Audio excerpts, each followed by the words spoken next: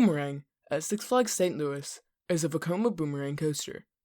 It has a height of 116 feet, a top speed of 47 miles per hour, and a track length of 935 feet. The layout sends riders forwards and backwards through 3 inversions. It works by starting in the A section of the ride in the station and gets pulled up backwards on a lift hill by a catch car. Think of it almost like a very slow hydraulic launch. It then drops the train back down the hill, through the station, and into the Cobra Roll, which is a double inverting element. When the train passes out of the middle of the Cobra Roll, it has entered the B section of the layout and finishes with a vertical loop. Following this is another lift hill, this one done with a chain, before the train is released again and does the layout backwards. This model can be found at many parks across the world, but today we are focusing on St. Louis's version and a certain event on it. On May 7th, 2016 at 11 o'clock a.m., Boomerang was operating as normal. A little less than 30 minutes later, the coaster was going through its ride course when it suddenly slowed and came to a halt in the B section of the ride, the middle of the Cobra Roll to the second spike, and a valley between the vertical loop and the second spike. Upon closer inspection, you can see the wheels in between cars 3 and 4 are separated from the track. This derailment has no confirmed cause, but is most likely from a broken or poorly taken care of wheel assembly, although there is a chance that the train managed to collide with the brakes in the valley and the impact of the sudden stop led to the cars derailing. In this incident, 4 people were minorly injured and transported to the hospital.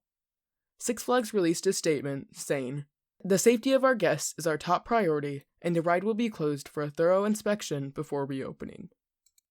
But wait, should this accident have happened in the first place? Short answer, no.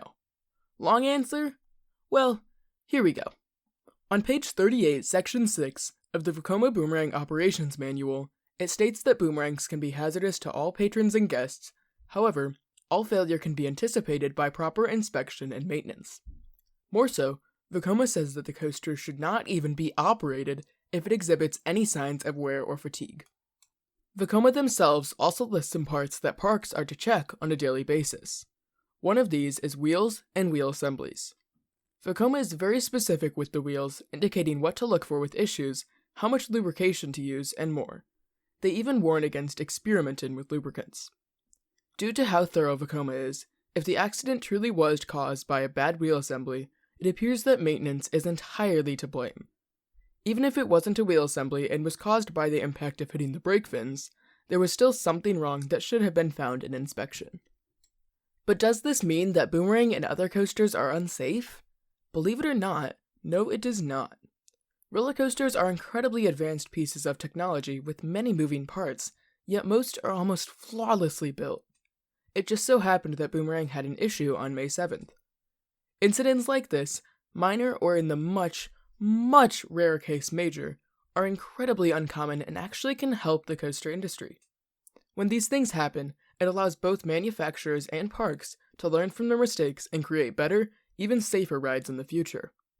For example, after Boomerang derailed, it was closed for the rest of the season and part of the next season for inspection to make sure it was perfectly safe when it reopened to the public. Amusement parks put massive amounts of time and effort into making sure all of their attractions are safe and working as intended, so that things like this do not happen, and it clearly works, as Six Flags St. Louis has had no accidents since this one. Now seems like a good time to add in that your chances of being injured or dying on a park are far lower than the actual drive to get there, no matter how close you live. So to answer the question of is it safe, absolutely it is.